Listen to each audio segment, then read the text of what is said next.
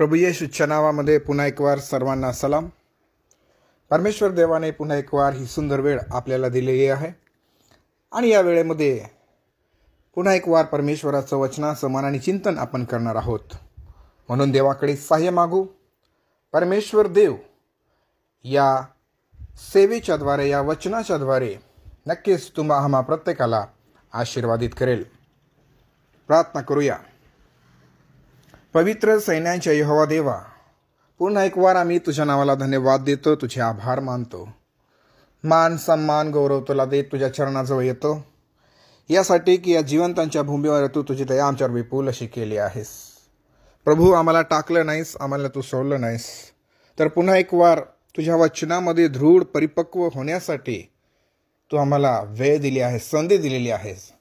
आजपर्यंत परमेश्वर देवा, जेही मार्गदर्शन तू केलं त्यामध्ये चालण्यासाठी कृपा पुरवलीस, शक्ती दिलीस, म्हणून आम्ही तुझे आभार मानतो. इथून पुढेही परमेश्वर देवा, आम्ही आमच्या जीवनामध्ये तू दिलेलं जीवन आणि वचनाचं मार्गदर्शन लक्षात घेऊन त्याचं मनाने चिंतन करून ते धार्मिक आणि पवित्र जीवन जगता येईल अशी कृपादृष्टी तू आमच्यावर कर. प्रभू, आमचा विश्वास आहे की तुझी संगती आणि तुझी सहभागिता सदैव तू आम्हाला देतोस. म्हणून परमेश्वर देवा, जेही वचन आज आम्ही ऐकणार त्यामध्ये आत्म्याच्या प्रेरणेने ते ग्रहण करण्यासाठी तू सहाय्य आणि मदत कर. उद्धारक प्रभू येशूच्या नावाने मागतो, म्हणून तू ऐक. आमेन. प्रियांनो, पुन्हा एक वार मी तुमच्या सर्वांचे स्वागत करतो आणि देवाच्या नावाला धन्यवाद देतो. आज ज्या विषयावर आपण मनाने चिंतन करणार आहोत तो विषय आपल्या वैयक्तिक जीवनाला अनुषंगून आहे. आणि म्हणून आपल्या वैयक्तिक जीवनाकडे प्रभूची प्रजा, प्रभूचे लेकरू, त्याची मंडळी, त्याचे लोक म्हणून ज्यावेळेस एक माझं वैयक्तिक कार्य, माझं जीवन ज्यावेळेस मी पाहतो तेव्हा ते कसं राहणार, तेव्हा ते कसं असणार, किंवा ते कसं मी ठेवलं आहे हे पाहणं फार महत्त्वाचं आहे. कारण जगामध्ये बिकट परिस्थिती आहे आणि या बिकट परिस्थितीमध्ये देवाच्या लोकांनी विश्वासामध्ये, वचनामध्ये, धार्मिक पवित्र जीवनामध्ये टिकून राहणं हे अगत्याचं आहे. आणि याच्यासाठी प्रभूच्या वचनामधून मार्गदर्शन रोज प्रतिदिवशी आपण घ्यायला पाहिजे. कारण पुष्कळ असे आपले प्रियजन आहेत, विश्वासणारे आहेत, आणि हे सर्व आपण पाहतो की पूर्वीच्या पापांपासून शुद्ध झाल्याचा त्यांना विसर पडला आहे, अशी त्यांची कृती आपल्याला पाहायला मिळते. आणि म्हणून जे पूर्वीचे पाप आहे, अपराध आहे, गुन्हा आहे, किंवा कोणत्याही प्रकारचं जीवन मनुष्य जगत होता, त्या गोष्टींचं स्मरण करून, आठवण करून आपल्याला या गोष्टी पाहायला मिळत आहे, शिकायला मिळत आहे की किती आपल्याला अज्ञानतेने गाठलेलं आहे, किती आम्हाला जगाने पुन्हा मलिन केलेलं आहे. जोपर्यंत हे आपल्याला कळत नाही तोपर्यंत आपण स्वतःला शुद्ध राखू शकत नाही. आणि म्हणून स्वतःला शुद्ध राखण्यासाठी आपल्याला प्रयत्न करायचा आहे, टिकून राहायचं आहे. कारण प्रभू आम्हाला सहाय्य करतो यामध्ये टिकून राहण्यासाठी. परंतु पूर्वीच्या पापांपासून शुद्ध झाल्याचा विसर माणसाला जर पडलेला आहे तर परमेश्वर देवाने ही मानवाला दिलेली संधी आहे. जो स्वतःला शुद्ध राखतो, जो स्वतःला पवित्र राखतो, त्याच्याखेरीज जगामध्ये कोणीही देवाच्या राज्यामध्ये जाऊ शकणार नाही. आणि म्हणून जे प्रियजन आज या गोष्टी विसरलेल्या आहे आणि सत्यापासून मुकलेले आहेस, दूर गेलेले आहेस, जगाच्या राहाटीप्रमाणे, जगाच्या दृष्टिकोनाच्या द्वारे किंवा जगाद्वारे ते जीवन आपलं जगत आहे, अशा वेळेमध्ये आज देवाने ही दिलेली संधी आहे आणि या संधीचा सदुपयोग करायचा आहे. कारण आज आपलं जीवन कसं आहे, पूर्वी माझं जीवन कसं होतं, प्रभूमधलं जीवन माझं कसं आहे आणि पुढे मी कसं राहणार, हे आजच्या सर्व तुमच्या विचारांवर, तुमच्या बोलण्यावर, तुमच्या शब्दावर, तुमच्या जीवनावर अवलंबून आहे. आणि म्हणून आज म्हटलेली वेळ आहे, याच्याकडे आपण विशेष लक्ष द्यायला पाहिजे. प्रियांनो, जुनं आणि नवीन जीवन याच्यामध्ये फरक आहे, ते पवित्र शास्त्र आम्हाला शिकवते. कारण पूर्वी आम्ही कसे होतो आणि आता कसे आहोत हेच देवाचे वचन आम्हाला स्पष्ट शिकवते. पहा आता वचन काय म्हणते. 1 पेत्र 2 अध्याय वचन 10 मध्ये 1 पेत्र 2:10 मध्ये, ते तुम्ही पूर्वी लोक नव्हता, आता तर देवाचे लोक आहात. तुम्हाला दया मिळाली नव्हती, आता तर दया मिळाली आहे. पहा किती छान परमेश्वराचं वचन या ठिकाणी. जे आशाहीन होतो आम्हाला काही ओळख नव्हती, आम्हाला काही आशा नव्हती, परंतु परमेश्वर देवाने ख्रिस्तामध्ये पूर्वीच्या आमच्या सर्व प्रकारच्या पापामधून आम्हाला त्यांनी वाचवलं. आणि म्हणून तो आता आम्हाला म्हणतो की तुम्ही पूर्वी लोक नव्हता, तर आता देवाचे लोक आहात. देवाची प्रजा नव्हते आपण, देवाचं नाव आपल्याला मिळालेलं नव्हतं, आपण गमावलेलं होतं. आणि पुन्हा ख्रिस्तामध्ये एक देवाचे लोक, देवाची प्रजा, त्याची लेकरं म्हणून आम्हाला देवाने ओळख दिली. आणि म्हणून या गोष्टी आम्ही कधी विसरू नये की पूर्वी आम्ही कसं होतो आणि आता कसं आहो. तरी पण मनुष्य काही गोष्टी विसरतो. जसं इपिस्करास पत्र 2 वचन 1-5 मध्ये म्हटल्याप्रमाणे, तुम्ही आपल्या अपराध व आपली पातके यांमध्ये मृत झालेले होता. त्या पातकांमध्ये तुम्ही पूर्वी चालत होता, अर्थात या जगाच्या राहाटीप्रमाणे, अंतरिक्षातील राज्याच्या अधिपती म्हणजे आज्ञा मोडणाऱ्या लोकात आता कार्य करणाऱ्या आत्म्याच्या अधिपती याच्या धोरणाप्रमाणे चालत होता. त्या लोकात आपण ही सर्व पूर्वी आपल्या दैहिक वासनांना अनुरूप असे वागलो, आपल्या देहाच्या व मनाच्या इच्छांप्रमाणे करत होतो व स्वभावात इतरांप्रमाणे क्रोधाची प्रजा होतो. तरी देव दयासंपन्न आहे, म्हणून आपण आपल्या अपराधांमुळे मृत झालेले असताही त्याने आपल्यावरील स्वतःच्या अपरंपार प्रेमामुळे ख्रिस्ताबरोबर आपल्याला जिवंत केले. कृपेने तुमचे तारण झाले आहे. पहा, परमेश्वर देव या ठिकाणी आपलं कार्य करत आहे. आणि म्हणून अपराध व आपली पातके यामुळे आपली जी ओळख होती ती मृत व्यक्तीसारखी होती, निर्जीव व्यक्तीसारखी होती. आणि याचं कारण हे आहे की आपण मनुष्य जो होता तो पातकांमध्ये पूर्वी चालत होता, पापामध्ये आपलं जीवन जगत होता.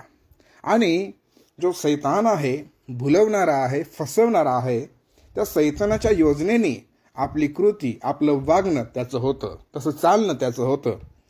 आणि म्हणून आपल्याच वासनानुसार वागत असताना तो परमेश्वराला प्रसन्न करणारा नव्हता, तो परमेश्वराला क्रोध आणणारा होता.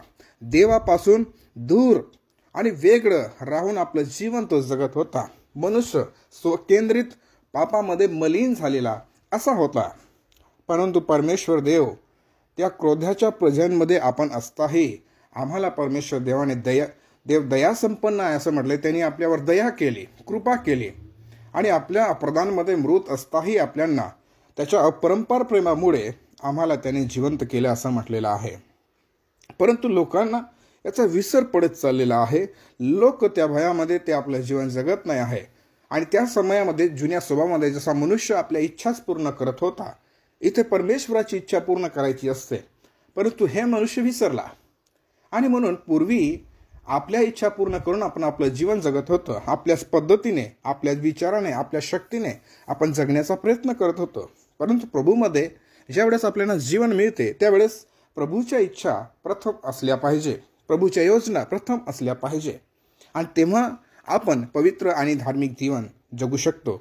परंतु या जगामध्ये आज बहुतेक विश्वासणारे देखील या गोष्टींमध्ये अडकलेले आम्हाला पाहायला मिळत आहे. म्हणून काही अशा गोष्टी ज्या मानवामध्ये शिरलेल्या आहेत ते स्पष्ट दिसत आहे. कारण लोक आणि म्हणजे जे विश्वासणारे आहेत त्यांनी पुन्हा आपले मार्ग धरलेले आहे. आणि म्हणून प्रत्येक मानवाचा जो जुना स्वभाव आहे तो आपण एकदा स्मरण केला आणि आताचं जे जीवन आपलं आहे त्यामध्ये कोणत्या प्रकारचा भेद आम्हाला दिसत नाही, फरक दिसत नाही. परंतु प्रभूमध्ये मिळालेलं जीवन यामध्ये फरक आहे प्रियानो. आणि म्हणून तिथला पत्र लिहित असताना देवाचा दास संत पौल 3 मध्ये असं म्हणतो, कारण आपण ही पूर्वी निर्बुद्ध, अवज्ञा करणारे, बहकलेले, नाना प्रकारच्या वासनांचे व विलासांचे दास्य करणारे, दुष्टपणा व हेवा यात आयुष्य घालवणारे, द्वेषपात्र व एकमेकांचा द्वेष करणारे असे होतो. पहा, पूर्वी आपण कसे होतो. पूर्वी निर्बुद्ध, आपल्या कसल्या प्रकारच्या बुद्धीच्या ज्ञानाचा उपयोग न करणारे, अवज्ञा करणारे, आज्ञाभंग करणारे, कोणालाही न मानणारे, बहकलेले, आपल्या मार्गापासून पदभ्रष्ट झालेले, नाना प्रकारचे वासनाच्या गुलामगिरीमध्ये विलासांचे दास्य करणारे, दुष्टपणा व हेवा यांचा आयुष्य घालवणारे, आपली वेळ, आपला समय, आपली प्रत्येक जे कार्य होती, कृती होती, ती अशा परिस्थितीमध्ये आपण घालवत होतो. आणि ह्या गोष्टी आहे ज्या आताच्या जीवनामध्ये जर आम्ही पडताळून पाहिल्या किंवा आता जे आपण जीवन जगत आहे यामध्ये तपासून पाहिल्या तर त्या सारख्या दिसत आहेत. म्हणून पूर्वी त्या वासनांमध्ये जगत होता तेव्हा त्याच्यामध्ये तुम्ही चालत होता असा देवाचा दास वचनामध्ये म्हणतो कलसे 3:7 मध्ये.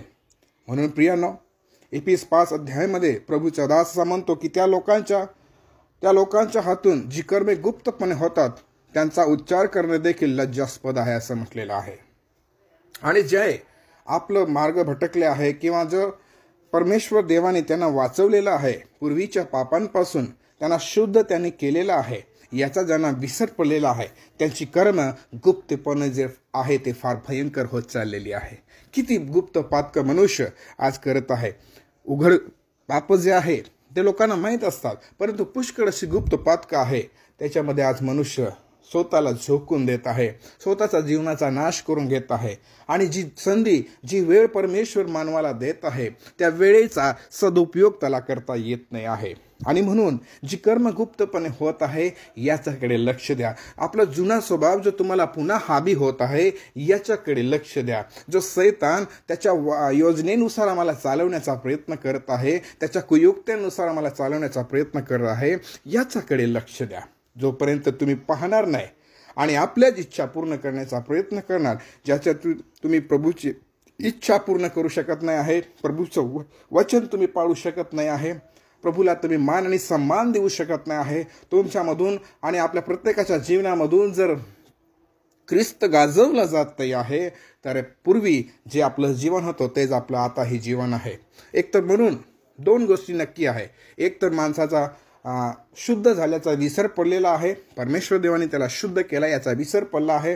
दुसरी गोष्ट, त्याला शुद्ध झाल्याचा अनुभव नसेल तर तो या गोष्टी करेल. या दोन्हीच गोष्टी, एक तर त्याला विसर पडला आहे आणि दुसरी गोष्ट त्यांनी तारणाचा अनुभव घेतला नाही, तो शुद्ध झाला आहे याचा अनुभव घेतलेला नाही आहे. आणि म्हणून सर्व निषेधलेल्या गोष्टी उजेडाकडून उघड होतात, कारण जे काही उघड होते ते प्रकाश आहे असं प्रभूचे वचन म्हणते. म्हणून पूर्वी तुम्ही अंधकार असे होता असं म्हणते, पण आता तुम्ही प्रभूमध्ये प्रकाश असे आहात, तर प्रकाशाच्या प्रजेसारखे चाला. इफिसकरास पत्र 5 अध्याय वचन 8 मध्ये स्पष्ट म्हटलं आहे, पूर्वी अंधकार असे आपण होतो प्रियांनो, परंतु आता प्रकाश आहे. ख्रिस्तामध्ये हा प्रकाश आम्हाला मिळाला आहे. आणि आता तुम्ही प्रभूमध्ये प्रकाश असे आहात, तर प्रकाशाच्या प्रजेसारखे चाला असं म्हटलेलं आहे. येशू ख्रिस्तामध्ये हा प्रकाश आम्हाला मिळालेला आहे. येशू ख्रिस्तामध्ये ही ओळख आपल्याला मिळालेली आहे. आणि म्हणून ही ओळख प्रियानं टिकवून ठेवा. याच प्रकाशामध्ये आपलं जीवन जगा, याच प्रकाशामध्ये आपल्या जीवनाला आकार द्या, याच प्रकाशामध्ये प्रभूची वाट बघा. सर्व मलिनता चुकवावं लागेल, म्हणून प्रकाशाच्या प्रजेसारखे चाला. जी प्रकाशाची प्रजा आहे तिचं चालणं आणि आपलं चालण्यामध्ये फरक नसायला पाहिजे. जेव्हा प्रकाशाची प्रजा चालते तर ती परमेश्वराची इच्छा पूर्ण करते. जेव्हा प्रकाशाची प्रजा चालते तर ती मृत नाही, जिवंत आहे असं दिसतं. जेव्हा ती प्रकाशाची प्रजा चालते तर पूर्वीचं जीवन नाही, तर जे नवीन जीवन प्रभूमध्ये मिळालं आहे ते ती घेऊन चालते. जी प्रकाशाची प्रजा आहे ती सैतानाच्या योजनेने नाही, तर परमेश्वराच्या योजनेने चालण्यासाठी प्रयत्न असते, ती तत्पर असते. ते आपल्याच वासनानुसार चालत नाही, ते आपल्याच इच्छा पूर्ण करत नाही, तर ते प्रकाशाची प्रजेसारखे ते चालतात. आणि परमेश्वर या गोष्टी पाहून, त्याच्या या प्रजेला पाहून, त्याच्या या मंडळीला, त्याच्या लोकांना पाहून प्रसन्न होतो, आनंदित होतो. परंतु आज बहुतेक विश्वासणाऱ्यांना शुद्ध झाल्याचा विसर पडला आहे, किंवा ज्यांनी याचा अनुभव घेतला नाही त्यांनी अनुभव घ्यावा, त्यांनी संधी साधून घ्यावी. परंतु जर अद्यापही परमेश्वराच्या दिलेल्या वेळेचा सदुपयोग करता येत नाही, तर दिवस काळ तुमच्या आमच्यासाठी वाईट असं येत आहे. जे वाईट आहे, जे पूर्वीच्या जीवनामध्ये आपल्याच इच्छा पूर्ण करत जीवन जगत आहे, त्यांच्यासाठी क्रोध, परमेश्वराचा राग, न्याय फार लवकर येत आहे. म्हणून जी देवाची योजना आहे आणि जी आपली कृती आहे ती आपण करायला पाहिजे. देवाच्या योजनेला निर्थक समजायला आपण कधीच विचार करायला नको. 2 पेत्र 1 अध्याय वचन 3-9 मध्ये असं म्हटलं आहे की ज्याने आम्हाला आपल्या गौरवासाठी व सात्विकतेसाठी पाचारण केले, त्याच्या ओळखीच्या द्वारे त्याच्या ईश्वरी सामर्थ्याने जीवनास व सुभक्तीस आवश्यक असलेल्या सर्व गोष्टी आपल्याला दिल्या आहे असं म्हटलेलं आहे. आम्हाला परमेश्वर देवाने पाचारण केलं आहे. आम्हा प्रत्येकाला, असं कोणाला नाही की परमेश्वर देव पाचारण करत नाही. मानव प्रत्येकाला पाचारण करतो, फक्त मनुष्य ऐकत नाही, स्वीकारत नाही. आणि त्याच्या गौरवासाठी आणि त्याच्या सात्विकतेसाठी आम्हाला पाचारण केलेलं आहे. आणि म्हणून जीवनास व सुभक्तीस आवश्यक असलेल्या सर्व गोष्टी त्याने आम्हाला दिलेल्या आहे. पहा, एक पवित्र जीवन, एक पवित्र मार्गदर्शन परमेश्वर आम्हाला करतो या जीवनामध्ये. आणि जी सुभक्ती आहे, ज्याला आपण सुभक्ती म्हणतो, आवश्यक आहे, त्या सर्व गोष्टी कसं आम्हाला करता येतील, कसं आम्हाला पूर्ण करता येतील, ते जीवन कसं आम्हाला जगता येईल, त्यामध्ये लागणाऱ्या सर्व आवश्यक गोष्टी परमेश्वर देवाने या जीवनामध्ये एक विश्वासणाऱ्याला पुरवलेल्या आहे. आणि म्हणून त्यांच्या योगे मौल्यवान व अतिमहान अशी वचने आपल्याला देण्यात आलेली आहे असं म्हटलेलं आहे. जीवन आणि सुभक्ती याला आवश्यक अशा गोष्टी आम्हाला त्यांनी दिल्याच, परंतु त्यांच्या योगे मौल्यवान व अतिमहान अशी वचने आपल्याला देण्यात आली आहेत असं म्हटलं आहे. ही देवाची योजना पहा, अद्भुत आहे प्रियांनो. परंतु ही देवाची योजना नाकारून आज कित्येक लोक आपल्या जीवनाचा नाश करून घेत आहे. म्हणून तो म्हणतो की त्यांच्याद्वारे तुम्ही वासनेपासून उत्पन्न होणारी जगातील भ्रष्टता चुकून ईश्वरी स्वभावाचे वाटेकरी व्हावे. विसरून गेला आहात तर हे मी तुम्हाला सांगेल, जे देवाचं मौल्यवान अतिमहान अशी वचनं जी परमेश्वर देवाने आम्हाला दिली आहे, जीवनास व सुभक्तीस आवश्यक सर्व गोष्टी त्यांनी पुरवल्या आहे, तर आम्ही जगाची भ्रष्टता किंवा वासनेपासून उत्पन्न होणारी जगातील भ्रष्टता चुकून ईश्वरी स्वभावाचे वाटेकरी कसं व्हायचं आहे, याचं मार्गदर्शन देवाच्या वचनामधून घ्या. देवाच्या वचनामधून चालण्याचा प्रयत्न करा, याला मनन करा, याला स्वीकारा, आपल्या जीवनामध्ये याला लागू करा. ईश्वरी स्वभावाचे वाटेकरी होणार आपण तेव्हा. ईश्वरी स्वभावाचे वाटेकरी, तो स्वभाव, तो गुण पहा. आणि तेव्हा साध्य आहे जेव्हा जी अति मौल्यवान, अति महान अशी वचनं परमेश्वर देवाने आम्हाला दिलेली आहे. याच कारणास्तव तुम्ही होईल तितका प्रयत्न करून आपल्या विश्वासात सात्विकते ज्ञानाची, ज्ञानात इंद्रियदमनाची, इंद्रियदमनात धीराची, धीरात सुभक्तीची, सुभक्तीत बंधुप्रेमाची व बंधुप्रेमात प्रीतीची भर घाला. कारण हे गुण तुमच्यामध्ये असून ते वाढत असले तर आपला प्रभू येशू ख्रिस्त याच्या ओळखीविषयी तुम्ही निष्क्रिय व निष्फळ ठरणार नाही. असे ते तुम्हाला करतील. ज्याच्या अंगी ते नाही तो आंधळा आहे, तो अधूरदृष्टीचा आहे, त्याला आपल्या पूर्वीच्या पापांपासून शुद्ध झाल्याचा विसर पडलेला आहे.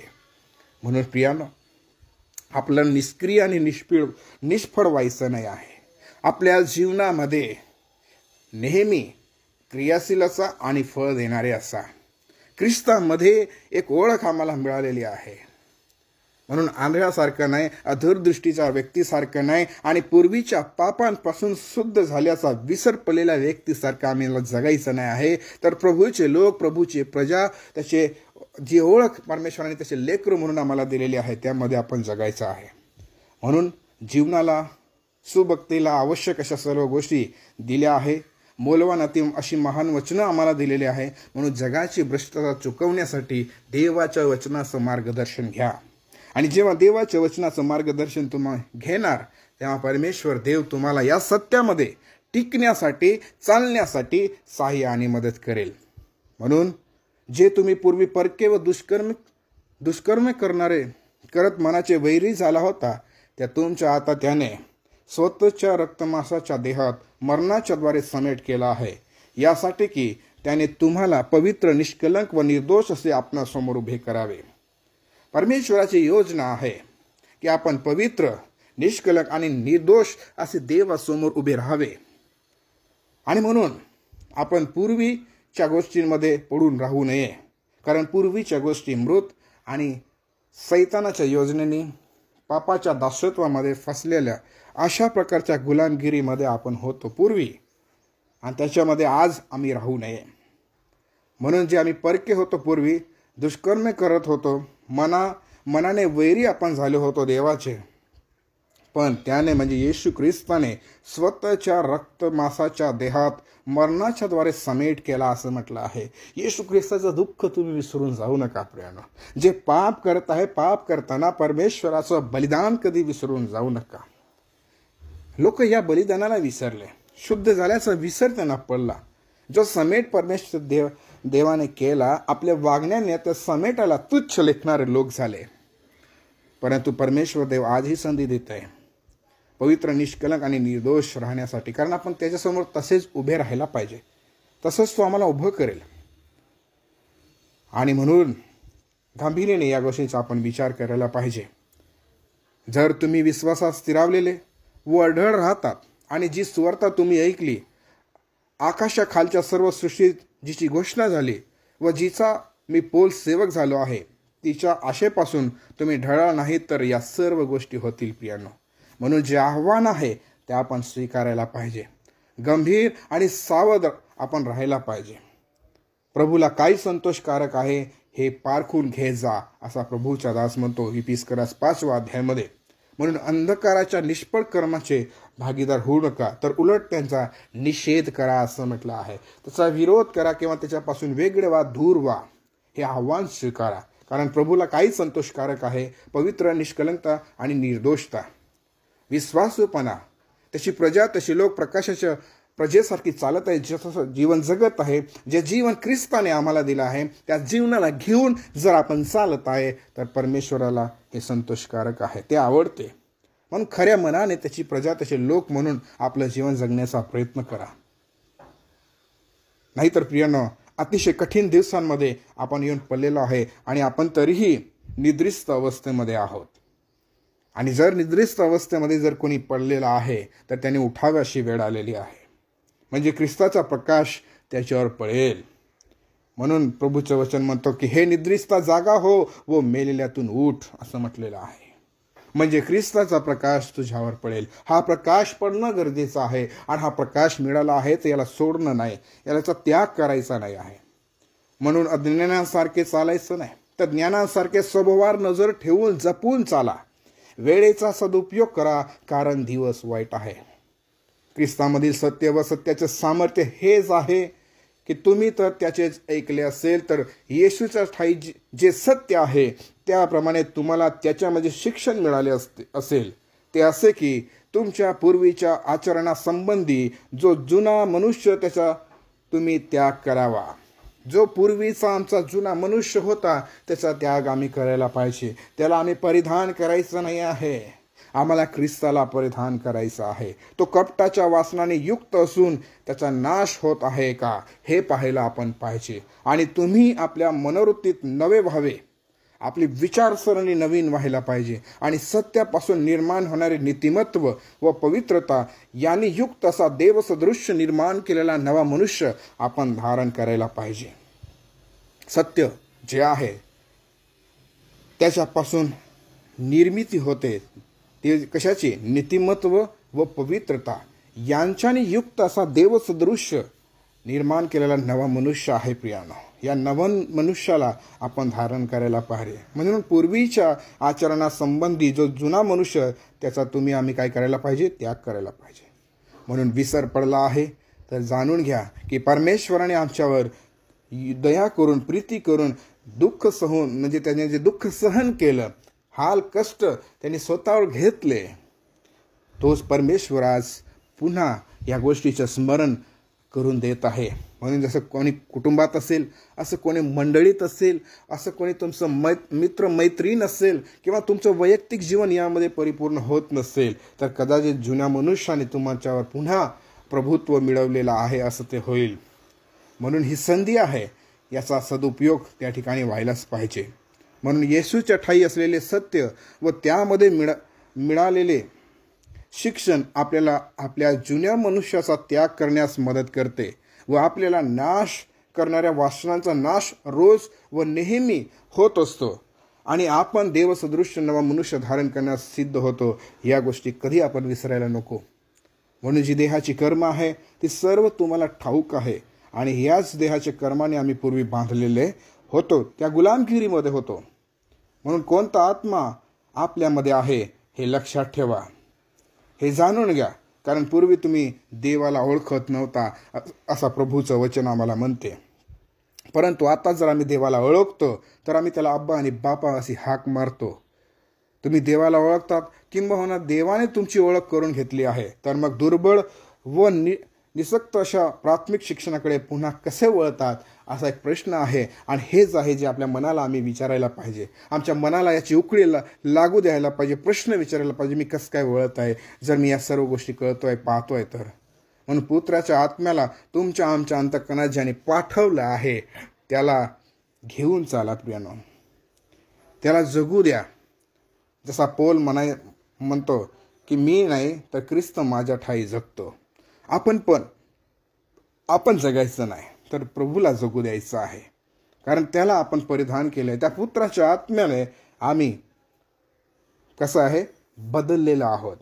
आमचं जीवन पूर्ण बदलून गेलेलं आहे.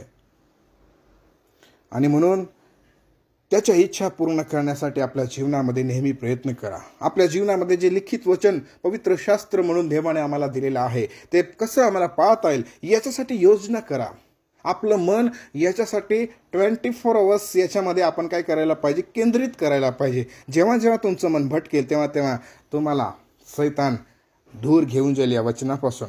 म्हणून कोणता आत्मा आपल्यामध्ये आहे हे स्पष्ट समजून घ्या, कारण पूर्वी या गोष्टी आमच्यामध्ये नव्हत्या. आणि पूर्वी आम्ही सत्याचं जीवन जगत नव्हतो, तेव्हा जगाचं मलिनतेचं अशुद्धतेचं जीवन जगत होतो. क्रोधाची प्रजा म्हणून आपली ओळख होती. आणि म्हणून ही ओळख आपली असताना आम्हाला ते सत्य, ती धार्मिकता समजली नाही. आणि जेव्हा समजली तर पुन्हा आम्ही काय झालो की त्या जुन्या जीवनामध्ये पुन्हा जगायला लागलो. धन्य ते लोक ज्यांना प्रभूने भेट घेतली आणि त्यांचं तारण झालं, उद्धार झालं आणि सत्यामध्ये टिकून राहिले. ते कधी विसरले नाही परमेश्वराने केलेल्या कार्याचं आणि आपल्या जीवनाला सिद्ध आणि तयार करत आहे. तर आपण पण या गोष्टी समजून घेण्याचा प्रयत्न करायचा आहे. जे लोक आज विसरले आहे त्यांनी वळून या प्रियांनो. आणि जे लोक अद्याप या सत्यापर्यंत पोहोचले नाही त्यांनी पश्चाताप करावा, आपल्या पापाची कबुली द्यावी, कारण जीवन फार मौल्यवान आहे.